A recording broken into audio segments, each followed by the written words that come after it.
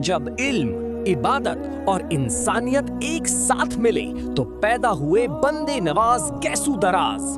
ख्वाजा बंदे नवाज गैसू दराज दिल्ली के प्रसिद्ध सूफी संत हजरत नासरुद्दीन चिराग दहलवी के शिष्य थे। चिराग दहलवी के निधन के बाद गैसू दराज ने खलीफा का पदभार संभाला। जब वे लगभग 1398 में दिल्ली पर तैमूर के आक्रमण के कारण दौलताबाद चले गए तो उन्होंने चिश्ती सिलसिले को दक्षिण भारत में फैलाया। अंततः वे बहमनी सुल्तान ताजुद्दीन फिरोज शाह के निमंत्रण पर गुलबर्गा में बस गए। बंदा नवाज का जन्म 1321 में दिल्ली में सैयद मोहम्मद हुसैनी के घर हुआ था। 4 वर्ष की आयु में उनका परिवार दक्कन, वर्तमान में महाराष्ट्र के दौलताबाद चला गया। 1397 में वे सुल्तान ताजुद्दीन फिरोज शाह के निमंत्रण पर गुलबर्गा, दक्कन, वर्तमान में कर्नाटक गए। 15 वर्ष की आयु में वे शिक्षा और प्रशिक्षण के लिए दिल्ली लौट आए और नासरुद्दीन चिराग दहलवी से शिक्षा प्राप्त की। वे हजरत केटली, हजरत ताजुद्दीन बहादुर और काजी अब्दुल मुक्तादिर के भी उत्साही शिष्य थे। उन्होंने दिल्ली, मेवात, ग्वालियर, चंदेर, एरचा, चतरा, चंदेरी, मियांधार, बड़ौदा, खंबायत और गुलबर्गा जैसे विभिन्न स्थानों पर अध्यापन कार्य किया और 1397 में नवंबर 1422 में गुलबर्गा में उनका निधन हो गया। उनका नाम और पिता का नाम दोनों ही अबुल फतह था और उनकी उपाधि गैसू दराज थी। विद्वानों और धर्मशास्त्रियों के बीच वे शेख अबुल फतह सदरुद्दीन मोहम्मद दहलवी के नाम से जाने जाते थे, लेकिन लोग उन्हें ख्वाजा बंदा नवाज गैसू दराज कहकर पुकारते थे। खां साहब का स्वभाव ऐसा था कि वे स्वयं से अधिक दूसरों की देखभाल और आराम को प्राथमिकता देते थे और किसी भी व्यक्ति द्वारा उन्हें जो कुछ भी भेंट किया जाता था वे उसे तुरंत अन्य जरूरतमंद और गरीब लोगों में बांट देते थे। और इसी कारण उनके शिक्षक नासरुद्दीन चिराग दहलवी ने उन्हें गैसू दराज की उपाधि से सम्मानित किया था। एक बार सुल्तान मोहम्मद बिन तुगलक ने अपनी राजधानी दौलताबाद देवगिरी स्थानांतरित कर दी और अपने साथ कई विद्वान, धर्मशास्त्री और रहस्यवादी भी ले गए। उनके माता पिता भी वहीं चले गए।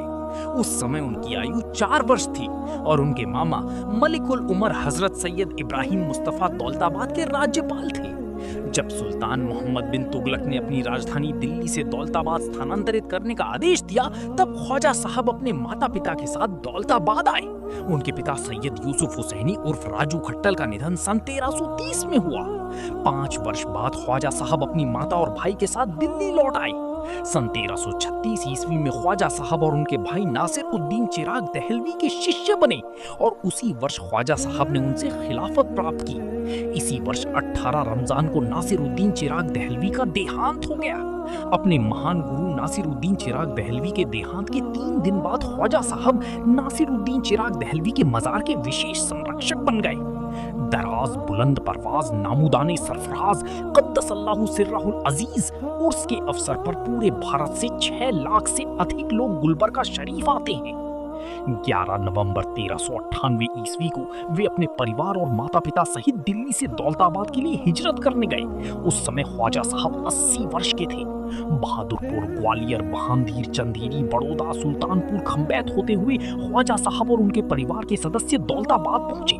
कई दिनों की लंबी यात्रा के दौरान हजारों भक्तों ने इन प्राचीन भारतीय शहरों में उनका स्वागत किया। इतिहास के अभिलेखों के अनुसार ख्वाजा साहब ने अपने शिष्यों को सलाह दी थी कि वे अपने पिता की कब्र के पास दौलताबाद में ही अंतिम विश्राम करें, लेकिन सुल्तान फिरोज शाह बहमनी के गुलबर्गा नगर के निमंत्रण पर ख्वाजा साहब दौलताबाद से निकलकर गुलबर्गा नगर पहुंचे। सन 1400 ईस्वी में उन्होंने गुलबर्गा की धरती पर अपनी उपस्थिति दर्ज कराई। उनका मकबरा गुलबर्गा किले के पश्चिमी भाग में स्थित है, जहां उन्होंने कुछ समय बिताया था, लेकिन सुल्तान से मतभेद होने के कारण उन्होंने वो स्थान छोड़ दिया और वर्तमान क्षेत्र में आ गए जहां उनका मकबरा स्थित है। ख्वाजा साहब गुलबर्गा शहर में 22 वर्षों तक प्रचार प्रसार और शिक्षण कार्य तथा इस्लामी पुस्तकों के लेखन में व्यस्त रहे और 825 हिजरी के 16 गिक्कत को उनका निधन हो गया। उन्होंने अपने शिष्यों को खुलदाबाद शहर में दफनाने की सलाह दी थी, लेकिन किसी अज्ञात कारणवश उन्हें गुलबर्गा शहर में दफनाया गया। ख्वाजा साहब ने कई पुस्तकें लिखी, इसलिए ये निश्चित नहीं है कि उन्होंने कितनी पुस्तकें लिखी। इतिहास के अनुसार उन्होंने कुल 105 पुस्तकें लिखी हैं। अल-क़वाराक पुस्तक में उल्लेख है कि उन्होंने 125 पुस्तकें लिखी। सैर मोहम्मद पुस्तक में 36 पुस्तकों का उल्लेख है और तारीख हबीबी पुस्तक में 45 पुस्तकों का उल्लेख है। उन्होंने कई पुस्तकें लिखी हैं जिनमें उन्होंने निम्नलिखित विषयों पर चर्चा की है। कुरान की व्याख्या का ज्ञान, अल्लाह के अंतिम पैगंबर की परंपराएं, फिका इस्लामी न्याय शास्त्र, कलाम भाषण, सूफीवाद, कविता। बंदे नवाज ने अरबी, फारसी और उर्दू में लगभग 195 पुस्तकें लिखी। उनकी सबसे महत्वपूर्ण रचना तफसीर मुल्तकात हाल ही में एक पुस्तक के रूप में संकलित की गई है। उन्होंने दक्षिण भारतीय उर्दू भाषा की शाखा दक्कनी में आम लोगों के लिए इस्लाम के पैगंबर पर मिराज अल आशिकीन नामक एक पुस्तक भी लिखी। वे स्थानीय भाषा का प्रयोग करने वाले पहले सूफी थे, जिसे बाद की शताब्दियों में दक्षिण भारत के कई अन्य सूफी संतों ने आगे बढ़ाया। उन्होंने इब्ने अरबी और सुहरावर्दी की रचनाओं पर कई ग्रंथ लिखे, जिससे इन विद्वानों की रचनाएं भारतीय विद्वानों के लिए सुलभ हो गईं और बाद के रहस्यवादी विचारों को प्रभावित करने में महत्वपूर्ण भूमिका निभाई। उनकी अन्य रचनाओं में कसीदा अमली और अदाब अल मुरीदीन शामिल हैं। उन्हें कविता में भी बहुत रुचि थी और जिसमें उन्होंने इरफानी, अल्लाह का गहन ज्ञान और नातिया, पैगंबर मोहम्मद सल्लल्लाहु अलैहि वसल्लम की प्रशंसा के विषयों और मामलों की व्याख्या की है। अल्लाह के प्रेम का सिद्धांत ख्वाजा साहब की शिक्षाओं का आधार है। इस विषय पर आगे की व्याख्या इस प्रकार है। सृष्टि का कारण तख्लीक और उसका रहस्य अल्लाह के प्रति प्रेम और ज्ञान है।